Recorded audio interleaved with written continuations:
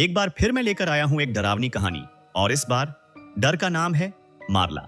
एक रात एक लड़की गहरी नींद में सो रही होती है। तभी अचानक किसी अजीब और डरावनी आवाज से उसकी नींद खुल जाती है। वो धीरे धीरे उस आवाज का पीछा करती है और पाती है कि वो आवाज उसके मम्मी पापा के कमरे से आ रही है। कमरे का दरवाजा थोड़ा खुला हुआ था। लड़की डरते डरते हाथ बढ़ाती है, लेकिन जैसे ही वो दरवाजे को छूने वाली होती है, अचानक उसकी माँ दरवाजा खोल देती है। चेहरा घबराया हुआ वो फौरन बेटी से कहती है, यहाँ से कहीं मत जाना। लड़की की नजर जैसे ही कमरे में जाती है, उसे दिखता है उसके पापा की लाश।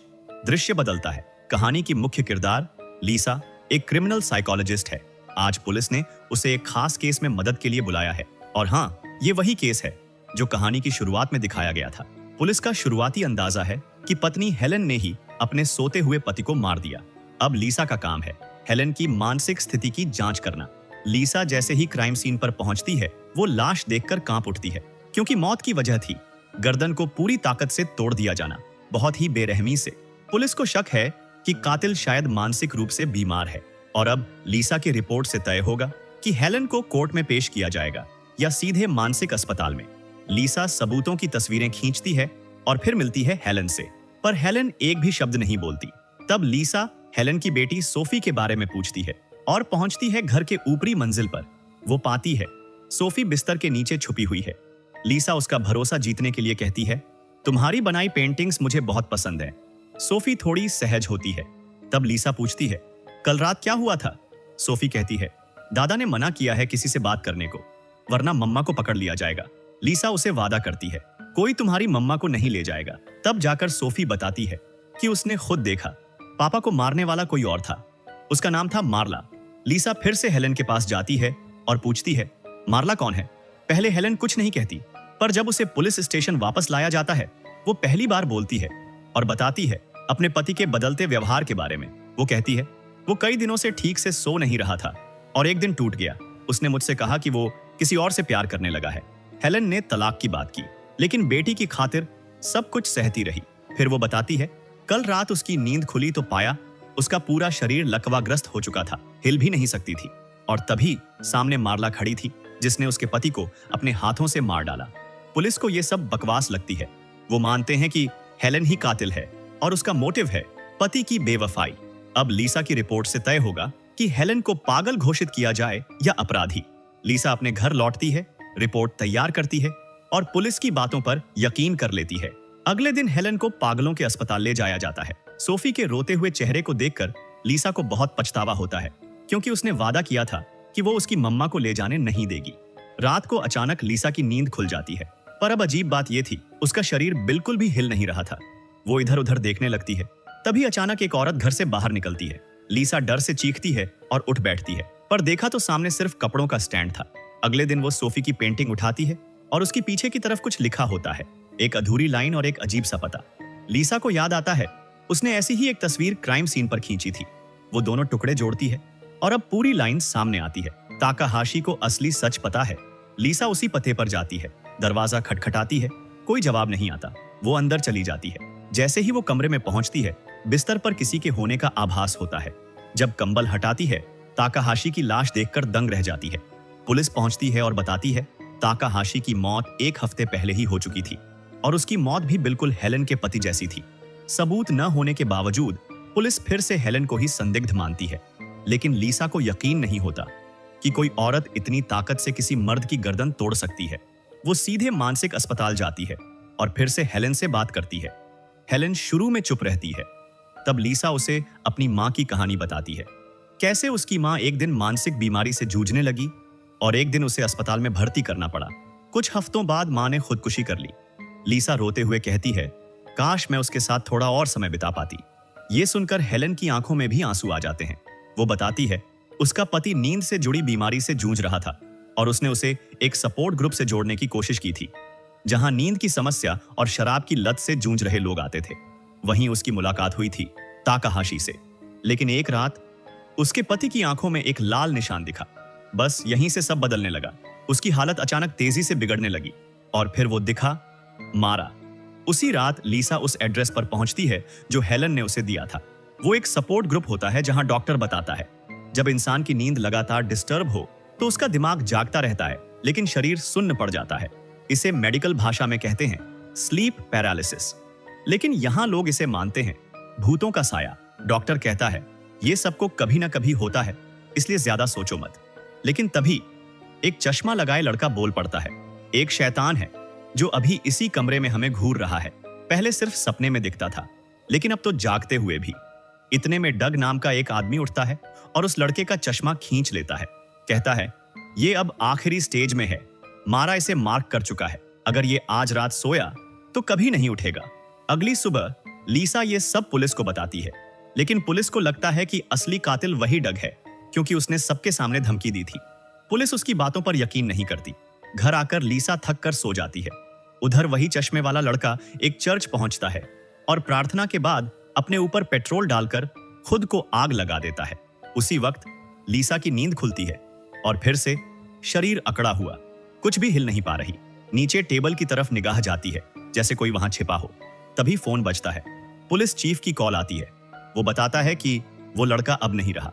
अगले दिन डग को पूछताछ के लिए लाया जाता है, लेकिन वो कुछ नहीं बोलता।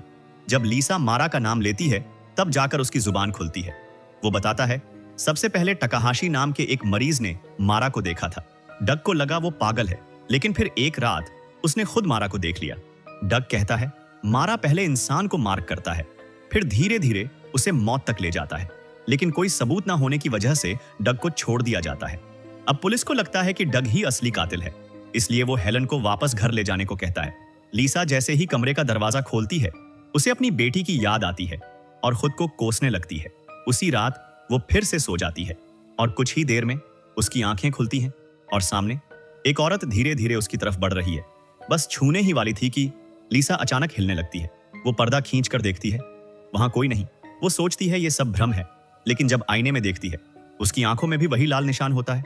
सच जानने के लिए वो चोरी छुपे पुलिस स्टेशन जाती है, डग का एड्रेस चुराती है और हेलन की मौत की फुटेज देखती है। उसमें दिखता है सोते सोते हेलन जैसे किसी ताकत से झटके में मारी गई हो। एक काला साया पास आता है और उसकी गर्दन मुड़ जाती है। लीसा डरते हुए डग के घर पहुंचती है। डग बताता है लीसा अब दूसरे स्टेज में है। मारा के 4 स्टेज होते हैं। पहला पैरालिसिस और मारा की झलक, दूसरा आंखों में निशान, तीसरा फिजिकल टच और चौथा जागते हुए भी वो दिखने लगता है, और फिर अगर सोया तो मौत पक्की। डग बताता है वो हर 20 मिनट में अलार्म लगाता है ताकि गहरी नींद में ना जाए, लेकिन लीसा को लगता है ये सब उसकी नींद की कमी से पैदा हुए भ्रम है। ये सुनते ही डग बेकाबू हो जाता है और कहता है हम दोनों की जान बच सकती है अगर हम उन लोगों के बीच कोई कनेक्शन खोजें जिनको मारा ने निशाना बनाया है। लीसा वहां से निकल जाती है, लेकिन जाते जाते डग उसे फिर चेतावनी देता है, सो मत जाना। घर पहुंचते ही लीसा फिर से सो जाती है और जैसा कि होना था वो फिर जागती है, पर हिल नहीं पाती। और इस बार मारा उसके सामने खड़ा है, लेकिन जैसे ही मारा ने हमला करने की कोशिश की, लिसा की आंख खुल गई। वो सही वक्त पर जाग गई थी। दूसरे दिन सुबह डग ने उसे कॉल किया। आवाज कांप रही थी। उसने बताया कि वो नींद में बहक गया था। अब वो चौथे स्टेज में पहुंच चुका था और अगर लिसा कुछ नहीं करती तो सब खत्म हो जाता। डग ने खुद को जगाए रखने के लिए कुछ खौफनाक करने का फैसला किया। उसने कैंची उठाई और उसे अपनी पलक की ओर बढ़ाया। सौभाग्य से लिसा वक्त पर पहुंच गई। वो उसे तुरंत अस्पताल ले गई। डॉक्टरों ने उसे दवाएं दी और एक निगरानी वाले कमरे में सुला दिया। सोने से पहले डग ने अपना सबसे गहरा राज लिसा को बताया। वो आर्मी में था और एक बार गलती से एक मासूम लड़की को मार दिया था। उसी गिल्ट ने मारा को बुलाया। लिसा ने उसे दिलासा दिया और पहली बार डग सुकून से सोया, लेकिन लिसा भी बेहद थकी हुई थी। वो पास के सोफे पर ही सो गई। जब काफी देर तक मारा नहीं आई तो डॉक्टर और उसका असिस्टेंट निश्चिंत हो गए। तभी लिसा की आंख खुली। उसने देखा मारा डग के बिस्तर पर चढ़ चुकी थी। डॉक्टर भागते हुए आए, लेकिन तब तक बहुत देर हो चुकी थी। डग की सांसें थम चुकी थीं और मारा अब भी वहीं थी। उसने अचानक लिसा की गर्दन पकड़ ली। डॉक्टर ने झकझोर कर लिसा को उठाया। किसी तरह जान बची। पुलिस बुलाई गई, लेकिन सीटीवी में जो देखा गया उसे कोई वैज्ञानिक नहीं समझा सका। तभी पुलिस को खबर मिली सोफी अस्पताल में भर्ती हो गई थी। लिसा दौड़ती हुई वहां पहुंची। उसने देखा सोफी की आंखें लाल हो चुकी थीं। वो भी चौथे स्टेज में थी। लिसा ने उसके दादा से कहा उसे सोने मत देना, लेकिन उन्हें लगा कि लिसा पागल हो गई है। फिर वो डग के घर गई। उसे अब मारा की सच्चाई जाननी थी। पुराने फाइल्स, केस, तस्वीरें एक एक कर सब देखने के बाद वो समझी मारा उन्हीं लोगों के पीछे पड़ती है जो गिल्ट यानी अपराध बोध में जी रहे होते हैं। डग हत्यारा हेलन, पति की मौत का दोष खुद पर, मोरजिनान अपनी मां का कातिल, यहां तक कि लिसा खुद हेलन को पागलखाने भेजने वाली, और सोफी जिसने खुद को अपनी मां की गिरफ्तारी का जिम्मेदार माना। तभी पुलिस ने एक और नाम बताया, ताकाहाशी। वो एक स्कूल में शेफ था जिसने जहरीली मछली परोस दी थी और 38 बच्चे मारे गए थे। ताकाहाशी भागकर इसी शहर में आया था और गिल्ट ने मारा को बुला लिया। लिसा अब सब समझ गई थी। मारा उन लोगों को निशाना बनाती है जो अपने अपराध को छुपाते नहीं बल्कि उसके बोझ तले टूटने लगते हैं, और सोफी को बचाने का एक ही तरीका था, उसे उसके गिल्ट से आजाद करना। लिसा भागते हुए अस्पताल पहुंची, लेकिन सफर के दौरान थकान से उसकी आंख लग गई। जब आंख खुली तो वो खुद भी चौथे स्टेज में पहुंच चुकी थी और मारा अब उसी के पीछे थी। किसी तरह वो वहां से भागी और अस्पताल पहुंची। जैसे ही वो सोफी को जगाने पहुंची, कमरे की बत्तियां बुझ गईं। सोफी पर मारा का साया मंडरा रहा था। लिसा चीखते हुए उसका नाम पुकार रही थी, लेकिन तभी मारा गायब हो गई। सोफी की आंख खुली। उसने कहा, मैंने माफ किया। लिसा की आंखों से आंसू निकल पड़े। सोफी अब सुरक्षित थी। थकान से चूर लिसा वहीं सो गई। सुबह पुलिस ने उसे जगाया। लिसा मुस्कुराकर सोफी की ओर बढ़ी, लेकिन जैसे ही उसने पीछे मुड़कर देखा, सोफी की आंखें काली पड़ चुकी थीं। उसने कहा, मैंने तुम्हें माफ किया, लेकिन मेरी मम्मी नहीं। तभी हेलन कमरे में आ गई। लिसा के होश उड़ गए।